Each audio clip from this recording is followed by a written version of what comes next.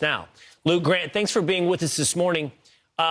Luke, I'll start with you. Just take us into that moment. What happened yesterday? We see the video clip. Is there anything more you can tell us about what you guys had to say and what happened afterwards from that video?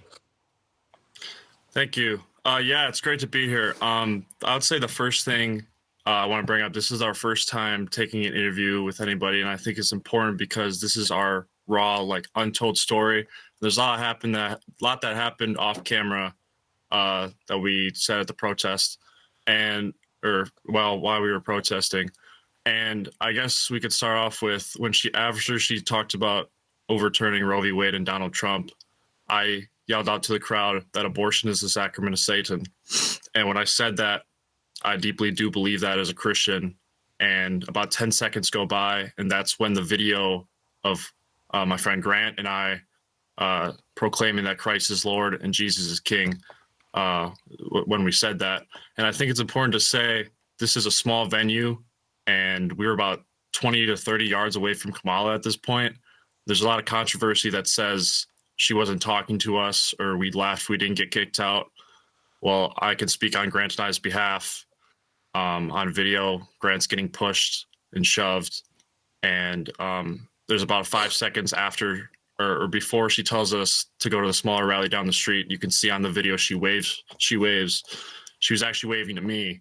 I took this cross off my neck that I wear, and as we were getting asked to leave, I held it up in the air and waved at her and pointed to her, and she looked directly in the eye, kind of gave me an evil smirk. And yeah, I just want to clear that up and confirm that she 100% was talking to us. Mm-hmm. And there's other controversy that says we left. We were getting shouted at, pushed, assaulted, screamed at. So we were walking away, but there was about 3 attendees there, volunteers, that kicked us out with badges or whatever they had. And I specifically remember this one man saying, "You were uninvited and unwelcome to this event. You need to leave." And all they did was walk us out the door. They didn't tell us why. No cops escorted us out. No Secret Service. And yeah, that's our story. So where was this event held exactly?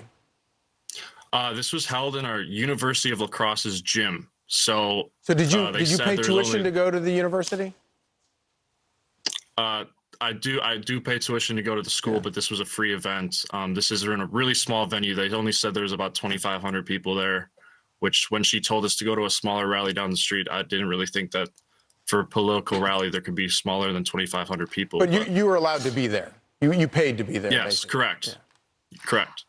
Grant, I want to get your point of view from there. So is there anything you want to add to Luke's story? And what did it feel like? I mean, she basically said, you said, or Grant said something about, or Luke said something about Jesus, right? Jesus is King, Jesus is Lord. And she said, "You're not welcome here." I mean, I want to know what you felt in that moment and if there's anything you want to add to his story. First of all, thank you, Rachel. Thank you, Will. Thank you, Charlie, for having us. We were very blessed to be here. We were very blessed to speak on the national stage. It's important that we get our message out in any way possible. First of all, we didn't really intend on, going at any people. People online were calling us MAGA fascists. That was never our intention going to this rally. We were only here to protest our faith, and we did so. We never expected this to grow as large as it was.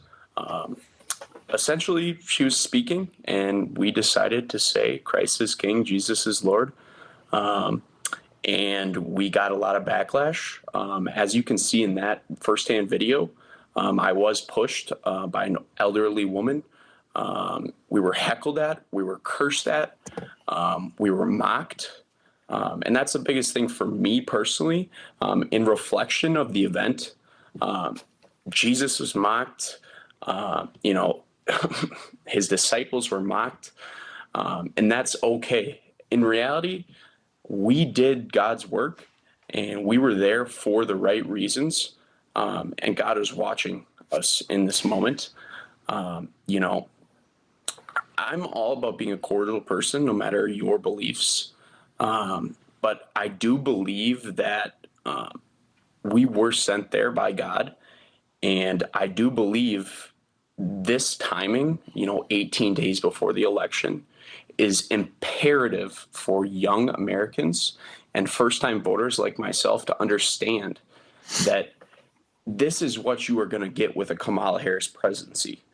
You are going to get the Kamala Harris that alienates over 50% of the U.S. population that is Christian. You're going to get the Kamala Harris that skips the Al Smith memorial dinner that no major presidential candidate has skipped since, I believe, Walter Mondale in 1984. Now over 40 years ago. I'm a 20-year-old man. That's double my life. So that's a long time for someone not to attend that event. That, along with our experience on this day, it's a good storm for the opposition.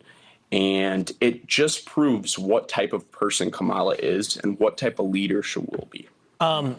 I'd love to ask you this question out of my own curiosity. Luke, I'll put it to you. And I know it's a difficult question.